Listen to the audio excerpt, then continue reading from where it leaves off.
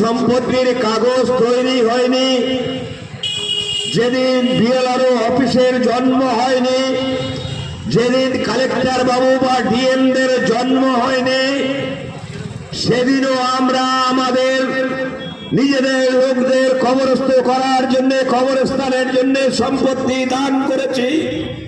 সেদিনও আমরা আমাদের এলাকায় মসজিদ, মাদ্রাসা, কবরস্থান, ঈদগাহ ইত্যাদির জন্য আমরা সম্পত্তি দান করেছি। ইসলাম ধর্মের সাথে স্বাধীনভাবে চারণ করা হয় তার জন্য। সেদিন ভারতবর্ষের সংবিধানও তৈরি হয়নি। তার পরবর্তীতে ভারতবর্ষ পরাধীন হলো, সেদিনও ভারতবর্ষের মুসলমানরা স্বাধীনভাবে ধর্মচারণ করেছে। তাদের সম্পত্তি তারা দান করেছে, তাদের সব মানুষদের তাদেরকে কবরস্থ করেছে, ঈদগাহ তৈরি করেছে, মাদ্রাসা তৈরি করেছে, মক্তব তৈরি করেছে, বিভিন্ন এলাকায় মসজিদ তৈরি করেছে। স্বাধীনতা যখন আমরা পরাধীনতার 200 বছর ধরে কাটাচ্ছিলাম, সেদিনও আমরা এরূপ ভাবে আমাদের সম্পত্তি, পূর্বপুরুষের সম্পত্তি দান করেছি নিজেদের কমিউনিটির উন্নতির স্বার্থে, কখনো মসজিদে, কখনো মাদ্রাসায়, কখনো মক্তবে, কখনো ঈদগাহ ইত্যাদিতে। কিন্তু দেখা গেছে যে কেউ আমাদের এরকম দানে বাধা সৃষ্টি করতে পারেনি। স্বাধীনতার পর কোন 74, 75, 77 বছর অতিক্রান্ত হয়েছে, তারাও কেউ কোনোদিন সাহস পায়নি আমাদের দানে প্রতিবন্ধকতা হতে, কিংবা আমাদের দানকৃত সম্পত্তি সরকারি হস্তক্ষেপ করতে তারা কেউ সাহস দেখায়নি। হঠাৎ মোদী বাবুদের একটা মনে হলো যে মুসলমানদের সম্পত্তি রক্ষা করার জন্য তার একটা প্রচেষ্টা গ্রহণ করতে হবে। মুসলমানদের সম্পত্তি রক্ষার জন্য তিনি ব্যতিব্যস্ত হয়ে পড়লেন।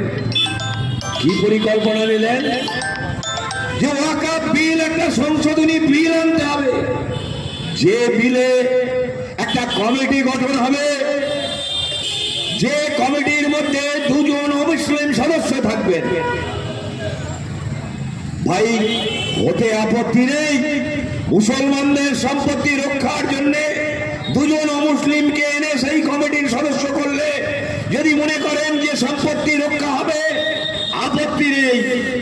কিন্তু আপনি পুরীর জগন্নাথ দেবের মন্দিরের সম্পত্তিতে বসান না আমাদের 5 জন মুসলিম ভাইকে। এ কথা ভাবলেন না? বড় বড় মন্দিরের কথা ভাবলেন না যে সেখানেও যদি মুসলিম ভাইয়েরা সদস্য হয়ে বোর্ডের কমিটিতে থাকে তাহলে সেখানেও কল্যাণ হবে? এত কল্যাণ আপনার মাথায় চেপে বসলো, আমরা এর তীব্র নিন্দা করছি। উনি বললেন যে এই সম্পত্তি যদি কোন, এই কমিটি যদি মনে করে যে এই সম্পত্তি বিতর্কিত হয়ে অবস্থায় আছে, তাহলে কালেক্টর তার উপরে হস্তক্ষেপ করবে, অর্থাৎ ডিস্ট্রিক্ট ম্যাজিস্ট্রেট হস্তক্ষেপ করবে। এবং ডিস্ট্রিক্ট ম্যাজিস্ট্রেট যদি মনে করেন যে এই সম্পত্তি আর ওয়াকফ হিসাবে থাকবে না, এটা বিএলআরও সাহেবকে ডাইরেকশন দেবেন যে ওই সম্পত্তিটা অধিগ্রহণ করুন। বিএলআরও সাহেব ওই সম্পত্তিটা অধিগ্রহণ করে আদানি আম্বানির মতো যারা মোদী অমিত শাহের নিজস্ব লোক, তাদের হাতে হস্তান্তর করবেন। মনে করুন তিল তিল করে জমানো টাকায় মানুষের দেওয়া অর্থে যে মসজিদ করে উঠেছে। মনে করুন আগামী দিনে কিছু অমুসলিম সদস্য এই কমিটির দায়িত্ব পেল, এবং দায়িত্ব পাওয়ার পরে মনে করলেন যেটা বিতর্কিত হিসাবে মনে হচ্ছে, কালেক্টর সাহেবকে জানালেন, ডিএম সাহেবকে, ডিএম ঘোষণা করলেন ওই সম্পত্তিটা দেগঙ্গা বাজার মুক্ত সম্পত্তি, ওটা মূল্যবান সম্পত্তি, ওই সম্পত্তিটা ওখানে আর মসজিদ রাখা যাবে না, মসজিদটা একটু গ্রামের ভিতরে নিয়ে যেতে হবে, কারণ ওটা মূল্যবান সম্পত্তি। তাই কম মূল্যের জমি কিনে সেখানে আমরা মসজিদ তৈরি করে দেবো আপনাদের জন্য।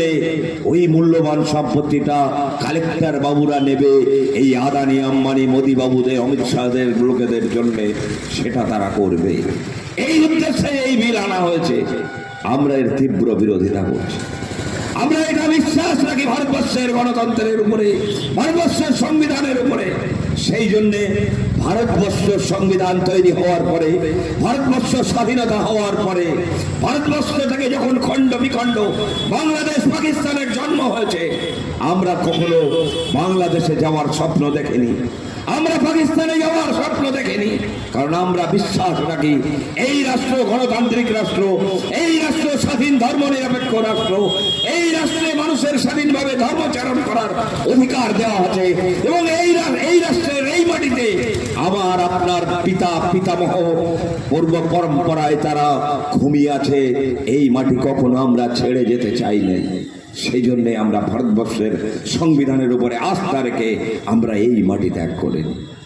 ভারতবর্ষের সংবিধানের 25 থেকে 30 ধারায় পরিষ্কার ভাবে বলা আছে, আমি আব্দুল হান্নান, আমি মসজিদে যাবো কি যাবো না এটা আমার নিজস্ব ব্যাপার, আমি নামাজ পড়বো কি পড়বো না এটা আমার নিজস্ব ব্যাপার, আমি যাকাত দেবো কি না দেবো আমার নিজস্ব ব্যাপার, আমি হজ পালন করবো কি না করবো এটা আমার নিজস্ব ব্যাপার, আমি কি খাবো না খাবো এটা আমার নিজস্ব ব্যাপার, এবং আমি আমার সম্পত্তি ওয়াক করব কি না করব এটা আমার নিজস্ব ব্যাপার।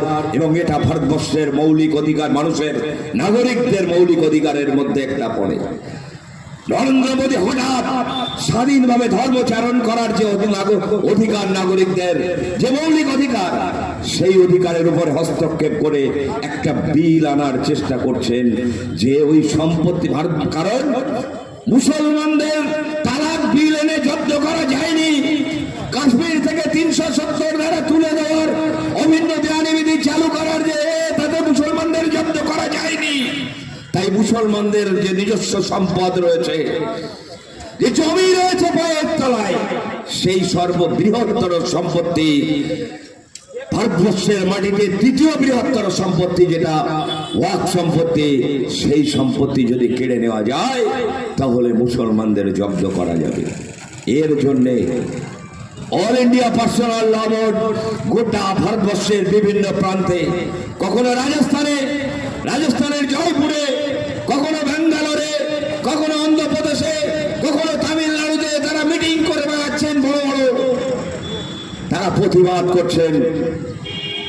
তারা যারা মোদী বিরোধী শক্তি, সেই সমস্ত রাজনৈতিক দলের প্রতিনিধিদের সঙ্গে, মুখ্যমন্ত্রীদের সঙ্গে বৈঠক করছেন যাতে এই বিল বাস্তবায়িত না হয়।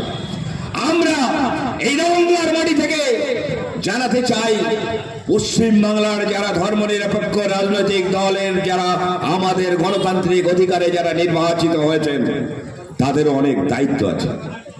আপনারা পার্লামেন্টে যাবেন এখান থেকে আমাদের প্রতিনিধি হয়ে, আমরা ভোট ধর্মনিরপেক্ষ মানুষগুলো ভোট দিয়ে আপনাদের নির্বাচিত করে দিল্লিতে পাঠাবো, আর আপনারা ওখানে গ্লাস ঠোকাঠুকি করে, হাত কাটাকুটি করে, ওয়াক আউট করে বেরিয়ে চলে আসবেন। এটা হতে পারে না। আমরা বলতে চাইছি, আপনাদের পার্লামেন্টে দাঁড়িয়ে ওই ওয়াক আউট করে বেরিয়ে আসা চলবে না। আপনাদের ওখানে দাঁড়িয়ে এই বিলের সম্পূর্ণরূপে বিরোধিতা করতে হবে। তা না হলে আমরা যারা পশ্চিমবাংলার সংখ্যালঘু তথা ধর্মনিরপেক্ষ মানুষ, তারা আপনাদের ক্ষমা করবে না। আগামী দিনে আমরা সারা বাংলা সংখ্যালঘু যুবসংঘ তথা বাংলার কোটি কোটি ধর্মনিরপেক্ষ মানুষ আপনাদের দিকে তাকিয়ে বসে আছে। আপনাদের যদি সঠিক দায়িত্ব আপনারা পালন করতে না পারেন, তাহলে বাংলার মসনদ থেকে ওই দিল্লি পাঠানো আপনাদের প্রতিনিধিদেরকে আমরা কৈফিয়ত নেব, আমরা প্রতি উত্তর নেব, আমরা বুঝে নেব, এবং আগামী দিনে আমরা ভোটের ময়দানে আপনাদেরকেও দেখে নেব।